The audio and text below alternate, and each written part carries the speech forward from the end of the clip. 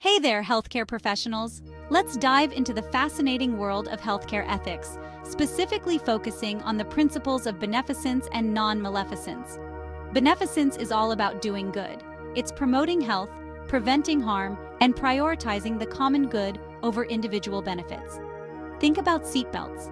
They may have the risk of death for drivers, but the likelihood of any one individual benefiting is low, as most people won't experience a fatal accident.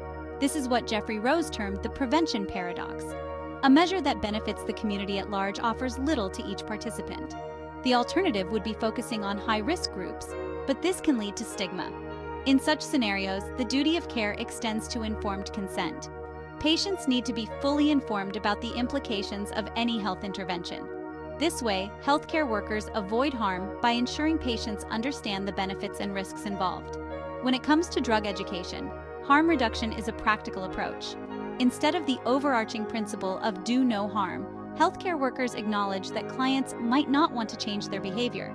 So they focus on reducing harm by offering clean needles, condoms, and emergency first aid information to mitigate risks like HIV infection and accidents. Screening is a great example of the complexities in ethical decision-making. Most preventive services come with an explicit promise of doing good and an implicit commitment to do no harm. But what does good really mean in this context? Screening can only confirm that someone is healthy at that moment. A negative result doesn't guarantee future health. Early detection from screening can lead to more effective or less radical treatment in some cases, but it doesn't always promise medical benefits or available treatments. This was the situation with HIV before the advent of antiretroviral therapies. Now, these therapies can prevent or delay the onset of illness in some people with HIV. Ethically, screening highlights the tension between beneficence and non-maleficence. Poorly conducted screening can cause psychological harm, like false positive results.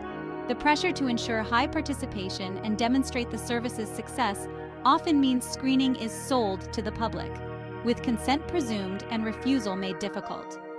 To sum it all up, navigating the principles of doing good and avoiding harm isn't straightforward.